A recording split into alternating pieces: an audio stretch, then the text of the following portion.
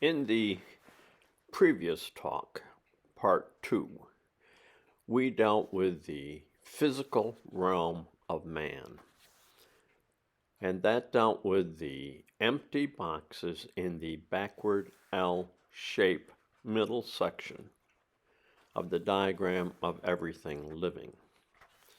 This was World 1, as we recognize it in the Gurdjieff Society.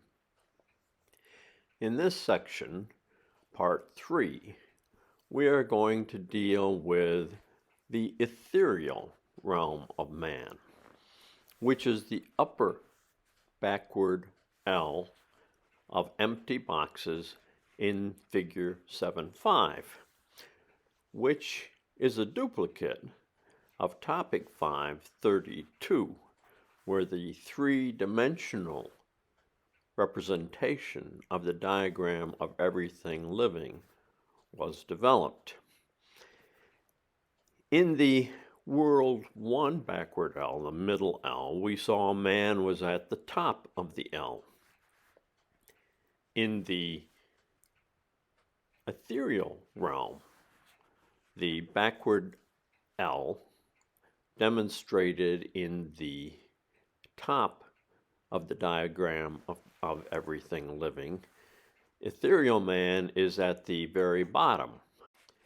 If we isolate just the divine realm of man, which we recognize as World 2 in the Gurdjieff Society, isolate the ethereal realm of man within the diagram of everything living, we obtain figure 7.6, which is a duplicate of topic 5, figure 22, where the three-dimensional aspect of the diagram of everything was developed. We see from the three-dimensional model of the diagram of everything living what helps us understand regarding the realm of the divine, the world of the divine man. In the realm of the divine, man is found at the bottom of the order, the very last box to the left of the horizontal row. But, be that as it may, man is divine nevertheless. The commonality of the horizontal row of the ethereal lies in the concept of discrete entities of the divine, as opposed to non-discrete entities of the divine. There are two non-discrete entities of the divine, one of each found in the two top boxes of the vertical column in the realm. What then of man and the silence? The silence, or what we call the region in which one stands when one finds one's eye, is the realm between the two worlds, between the physical and the ethereal. In figure 7.7, we can see this location as the black box separating the physical realm and the divine realm of man. It is in this realm, it is in the silence where man awakens, where man becomes level 4.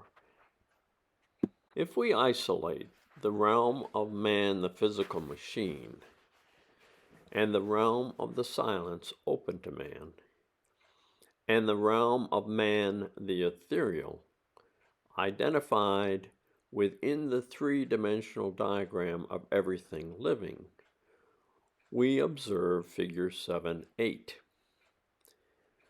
Figure 7.8 shows the three aspects of the whole of reality open to man, namely the physical realm, the realm of man, the machine found within World 1, the silence, the realm between the worlds of the physical and the world of the divine, and the ethereal, the realm of the divine. These three aspects of the whole of reality open to man were examined in topics 1 through 5. It is man, the divine, and world 2, the divine realm, we are to examine in this topic 7. The diagram of everything living hides information in its two-dimensional format.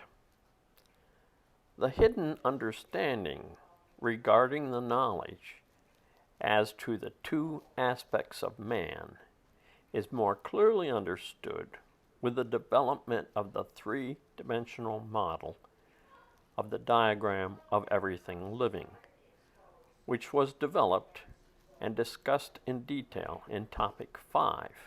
The three-dimensional depiction of the diagram of everything living found in topic 5 provides us with a visual model of the location of new knowledge and the location of new understanding presented in this topic 7 and in the two topics to follow.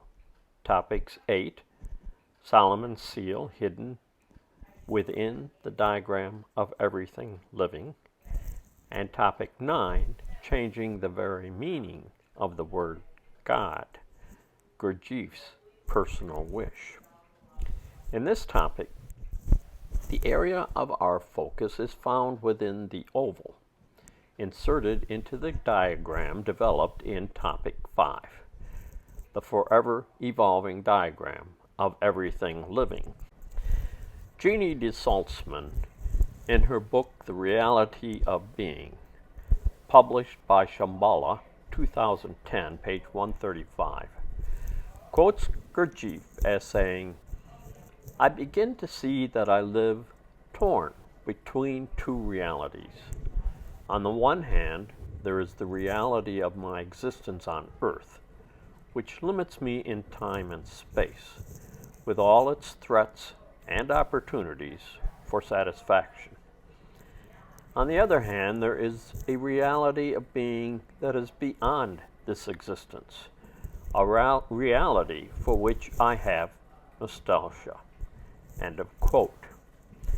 She then goes on page 194, to quote Gurdjieff as saying, "These are two different worlds, two levels of life. But between the two, there is nothing." Figure 710 clearly shows what Gurdjieff was talking about. If we remove the ethereal from the diagram, we obtain figure 711. And it was in topics 1 through 4 where we examined man, the physical, and the silence, wherein the true essence of the individual can be found in a state of true purity. If we then convert figure 711 into a two-dimensional format, we obtain figure 712. By converting the three-dimensional aspect into a two-dimensional aspect, demonstrating man, the physical, the white box, and the silence into which man can step, the black box, we can place this depiction within a diagram of the whole of reality. The whole of reality being reality 1, the physical, found within reality 2, the ethereal, and the two realities being separated by the silence, which is shown by the circle in 713. It is in the physical where all the thousands of egos, categorized into three groups, the physical, the emotional, and the mental, which covers up, smothers one's true self, one's true essence, one's I, or one's soul. Adding man's ethereal aspect, adding man's divine nature, adding man's presence within World 2, we obtain figure 714. This man is asleep. The man asleep, upon becoming a level 4, awakens. The importance of the silence becomes more pronounced with the enlargement of the model, and the significance of the silence becomes better understood in terms of one's becoming the master of one's physical self begins to take form. The significance of one's becoming a level 4 clearly shows itself to be a meaningful aspect of one's journey towards becoming the master of the 3 primary categories of one's physical journey, namely the sensory, the emotional, and the mental egos. One has no choice but to move through the silence to reach the state of level 4, to reach the top of the stairway where the journey of the seeker actually begins. It cannot be emphasized enough that all level 4s are not on the same level. Reaching level 4 is but the first step towards mastering level 4. An analogy would be that of a karate student. First, the individual must reach for the door, then enter the room, then address the teacher. Upon acceptance into the program, one begins at the bottom and reaches for various color bells, which represent various levels of expertise. There is no end to the journey of mastering the skills of various forms of karate. Most level 4s cannot control all sensory desires, emotional needs, and intellectual thoughts. But where does this focus upon the silence and upon World 1, upon the physical, lead us? Are we at the end of the journey regarding our becoming the master of one's sub-egos?